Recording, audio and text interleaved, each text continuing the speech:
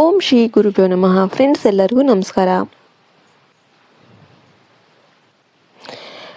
ಪ್ರಿಯ ಭಕ್ತರೇ, February 15ರಂದು ಬರುವ ಪವಿತ್ರ ಮಹಾಶಿವರಾತ್ರಿ ಕೇವಲ ಒಂದು ಹಬ್ಬವಲ್ಲ, ಅದು ಜೀವನವನ್ನು ಸಂಪೂರ್ಣವಾಗಿ ಬದಲಾಯಿಸಬಲ್ಲ ದಿವ್ಯ ಅವಕಾಶ.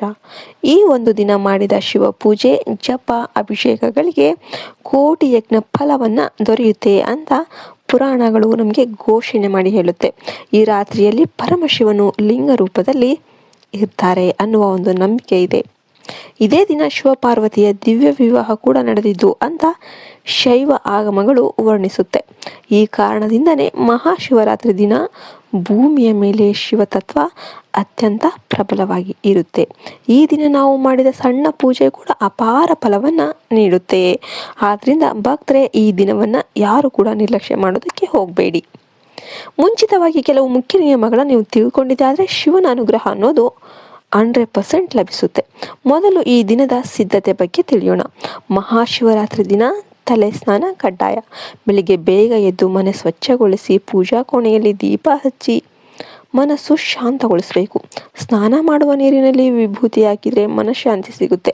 2 ಬಿಲ್ವ ದಳಗಳನ್ನು ನೀರಿನೆಲ್ಲ ಹಾಕಿ ಸ್ನಾನ ಮಾಡಿದರೆ ಅನಾರೋಗ್ಯ ನಿವಾರಣೆ ಆಗುತ್ತೆ. ಗಂಗಾಜಲ ಸೇರಿಸಿ ಸ್ನಾನ ಮಾಡಿದರೆ ಕಾಶಿಯಲ್ಲಿ ಸ್ನಾನ ಮಾಡಿದ ಪುಣ್ಯ ಫಲ ಅನ್ನೋದು ಸಿಗುತ್ತೆ ನಿಮಗೆ ಅಂತ ನಂಬಿಕೆ. ಈ ದಿನ ಬಿಳಿ ಅಥವಾ ಹಳದಿ ಬಣ್ಣದ ವಸ್ತ್ರ ಧರಿಸೋದು ಶುಭ. ಕಪ್ಪು ಅಥವಾ ಗಾಢ ಬಣ್ಣದ ವಸ್ತುಗಳನ್ನು ತಪ್ಪಿಸೋದು ಒಳ್ಳೆಯದು. ಮಹಾಶಿವರಾತ್ರಿ ದಿನ ಉಪವಾಸ ಅತ್ಯಂತ ಮಹತ್ವದ್ದು. ದಿನವಿಡೀ ನಿರಾಹಾರ ಇರಲು ಸಾಧ್ಯ ಇಲ್ಲದೆ ಇರೋರು ಹಾಲು, ಹಣ್ಣು, ಪಂಚಾಮೃತ ಮಾತ್ರ ಸೇವಿಸಬಹುದು. ಈರುಳ್ಳಿ, ಬೆಳ್ಳುಳ್ಳಿ, ಮಾಂಸಾಹಾರ, ಮದ್ಯಪಾನ ಇವೆಲ್ಲ ಕೂಡ ಸಂಪೂರ್ಣ ನಿಷಿದ್ಧ. ಈ ದಿನ ಅತ್ಯಂತ ಶಕ್ತಿಶಾಲಿ ಸಮಯ, ಲಿಂಗೋದ್ಭವ ಕಾಲ. ಅರ್ಧರಾತ್ರಿ ಸಮಯದಲ್ಲಿ ಶಿವತತ್ವ ಅತ್ಯಂತ ಪ್ರಬಲವಾಗಿರುತ್ತೆ. ಆ ಸಮಯದಲ್ಲಿ ಓಂ ನಮಃ ಶಿವಾಯ ಮಂತ್ರವನ್ನು 108 ಬಾರಿ ಜಪ ಮಾಡಿದರೆ ಜೀವನದ ಕತ್ತಲೆ ದೂರವಾಗುತ್ತೆ. ಶಿವಾಲಯಕ್ಕೆ ಹೋಗುವವರು ಕೆಲವು ತಪ್ಪುಗಳನ್ನು ಮಾಡಬಾರ್ದು. ಶಿವಲಿಂಗಕ್ಕೆ ಹಾಲು ಸುರಿಸುವಾಗ ಪ್ಯಾಕೆಟ್ನಿಂದ ನೇರವಾಗಿ ಸುರಿಸೋದಕ್ಕೆ ಹೋಗಬಾರ್ದು. ಮೊದಲು ಒಂದು ಪಾತ್ರೆಯಲ್ಲಿ ತೆಗೆದು ನಂತರ ಅಭಿಷೇಕವನ್ನ ಮಾಡಬೇಕು. ಹಾಲಿನ ನಂತರ ನೀರು ಸುರಿಯಬೇಕು. ಇಲ್ದಿದ್ರೆ ಪೂಜೆಗೆ ಪೂರ್ಣ ಫಲ ಅನ್ನೋದು ಸಿಗೋದಿಲ್ಲ ಅಂತ ಹೇಳಲಾಗುತ್ತೆ.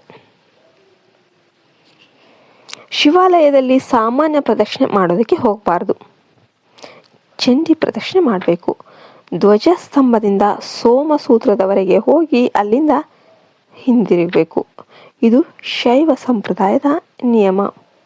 ಪುರುಷರು ಗರ್ಭಗುಡಿಗೆ ಪ್ರವೇಶಿಸುವಾಗ ಚೊಕ್ಕ ಇಲ್ಲದೆ ಕಂದುವನ್ನು ಕಪ್ಪಿಸಿಕೊಂಡು ಪ್ರವೇಶ ಮಾಡಬೇಕು ಎಂಬ ಸಂಪ್ರದಾಯ ಕೂಡ ಕೆಲವು ದೇವಾಲಯಗಳಲ್ಲಿ ಇರುತ್ತೆ. ಮಹಾಶಿವರಾತ್ರಿ ದಿನ ಯಾವ ಅಭಿಷೇಕ ಯಾವ ಫಲ ಕೊಡುತ್ತೆ ಅಂತ ನೋಡೋಣ. ಹಾಲಿನಿಂದ ಅಭಿಷೇಕ ಮಾಡಿದರೆ ಆಯುಷ್ಯ ವೃದ್ಧಿಯಾಗುತ್ತೆ. ಜೇನುತುಪ್ಪದಿಂದ ಅಭಿಷೇಕ ಮಾಡಿದರೆ ಸಾಲ ನಿವಾರಣೆಯಾಗುತ್ತೆ. ಗಂಧ ನೀರಿನಿಂದ ಅಭಿಷೇಕ ಮಾಡಿದರೆ ಕೀರ್ತಿ. ವಿಭೂತಿ ಭಸ್ಮದಿಂದ ಮಾಡಿದರೆ ಕೋರಿದ ಆಸೆಗಳ ಈಡೇರಿಕೆ. ಪಂಚಾಮೃತದಿಂದ ಮಾಡಿದರೆ ಸಂಪೂರ್ಣ ಸೌಖ್ಯ. ಶಿವನಿಗೆ ಅತ್ಯಂತ ಪ್ರೀತಿಯ ವಸ್ತು ಅಂದರೆ ಬಿಲ್ವಪತ್ರ. ಒಂದು ಬಿಲ್ವ ದಳವನ್ನು ಭಕ್ತಿಯಿಂದ ಅರ್ಪಿಸಿದರೆ 3 ಜನ್ಮಗಳ ಪಾಪಗಳು ನಿವಾರಣೆ ಆಗುತ್ತೆ ಅಂತ ಶೈವ ಪುರಾಣಗಳಲ್ಲಿ ಉಲ್ಲೇಖ ಇದೆ. ನಂದೀಶ್ವರನ ಕಿವಿಯಲ್ಲಿ ನಿಮ್ಮ ಮನದ ಆಸೆಯನ್ನ ಹೇಳಿ ನಂತರ ಶಿವನ ದರ್ಶನ ಮಾಡಿದರೆ ಅದು ನೇರವಾಗಿ ಶಿವಪಾದಗಳಿಗೆ ತಲುಪುತ್ತೆ ಎಂಬ ಒಂದು ನಂಬಿಕೆ, ಭಕ್ತಿ ಕೂಡ ಇದೆ. ಮನೆಯಲ್ಲಿ ಪೂಜೆ ಮಾಡುವವರು ಅಖಂಡ ದೀಪ ಹಚ್ಚಿ ತೆಂಗಿನಕಾಯಿ ಚಿಪ್ಪಿನಲ್ಲಿ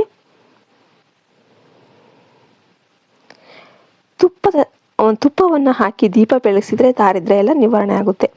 ಬಿಳಿ ಪದಾರ್ಥಗಳನ್ನು ನೈವೇದ್ಯವಾಗಿ ಸಮರ್ಪಿಸಬಹುದು. ಹಾಲು, ಸಕ್ಕರೆ, ಪಾಯಸ. ಮಹಾಶಿವರಾತ್ರಿ ದಿನ ಕೂದಲು ಕತ್ತರಿಸೋದು, ಉಗುರು ಕತ್ತರಿಸೋದು, ವ್ಯರ್ಥ ಮಾತು, ಜಗಳ ಇವೆಲ್ಲ ಕೂಡ ತಪ್ಪಿಸಬೇಕು. ದಂಪತಿಗಳು ಬ್ರಹ್ಮಚರ್ಯವನ್ನು ಪಾಲಿಸಬೇಕು. ಪುಷ್ಪಗಳಲ್ಲಿ ಬಿಳಿ ಹೂಗಳು, ಮಲ್ಲಿಗೆ, ತುಂಬೆ ಹೂವು ಇವೆಲ್ಲ ಕೂಡ ಆಲ್ ಆರ್ ಕನ್ಸಿಡರ್ಡ್ ಆಸ್ಪಿಸಿಯಸ್. ತುಳಸಿ ದಳವನ್ನು ಶಿವಪೂಜೆಯಲ್ಲಿ ಬಳಸೋದಕ್ಕೆ ಹೋಗಬಾರ್ದು ಅಂತ ಸಂಪ್ರದಾಯ. ದೀರ್ಘಕಾಲದ ಅನಾರೋಗ್ಯ ಇರುವವರು ನೀರಿನಲ್ಲಿ ಗರಿಕೆ ಹಾಕಿ ಶಿವಲಿಂಗಕ್ಕೆ ಅಭಿಷೇಕ ಮಾಡಿದರೆ ಆರೋಗ್ಯ ಲಭಿಸುತ್ತೆ. ಸಂತಾನ ಅಭಿಲಾಷೆ ಇರುವವರು ತುಪ್ಪದಿಂದ ಅಭಿಷೇಕ ಮಾಡಿದರೆ ಸಂತಾನ ಯೋಗ ಅನ್ನೋದು ಬರುತ್ತೆ. ವಿವಾಹ ವಿಳಂಬ ಇರುವವರು ಹಾಲಿನಲ್ಲಿ ಕುಂಕುಮ ಹಾಕಿ ಅಭಿಷೇಕ ಮಾಡಿದರೆ ಬೇಗ ವಿವಾಹವಾಗುತ್ತೆ. ಮನೆಗೆ ಶಿವಲಿಂಗ ಇಲ್ದಿದ್ರೆ ಸಣ್ಣ ಒಂದು ಹುತ್ತಿನ ಮಣ್ಣೇನಿರ್ತೈತಲ್ಲ ಅದನ್ನು ತಗೊಂಬಂದು ಪೂಜೆ ಲಿಂಗ ಮಾಡಿ ಅದನ್ನು ಪೂಜೆ ಮಾಡಿದ್ರಿಂದ ತುಂಬ ಒಳ್ಳೆ ಫಲ ಅನ್ನೋದು ಸಿಗುತ್ತೆ.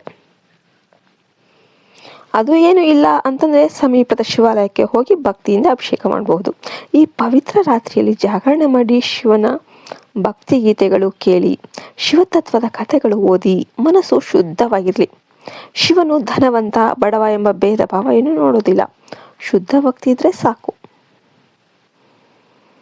ಮಹಾಶಿವರಾತ್ರಿ ದಿನ ಮಾಡಿದ ಒಂದು ಸಣ್ಣ ಪೂಜೆ ಕೂಡ ಜೀವನದ ದೊಡ್ಡ ಕಷ್ಟಗಳನ್ನು ನಿವಾರಿಸುತ್ತೆ. ಆರ್ಥಿಕ ಸಂಕಷ್ಟ, ಆರೋಗ್ಯ ಸಮಸ್ಯೆ, ಕುಟುಂಬ ಕಲಹ, ಮನಃಶಾಂತಿ ಕೊರತೆ ಏನೇ ಇರಲಿ ಶಿವನ ಕೃಪೆ ಸಾಕು.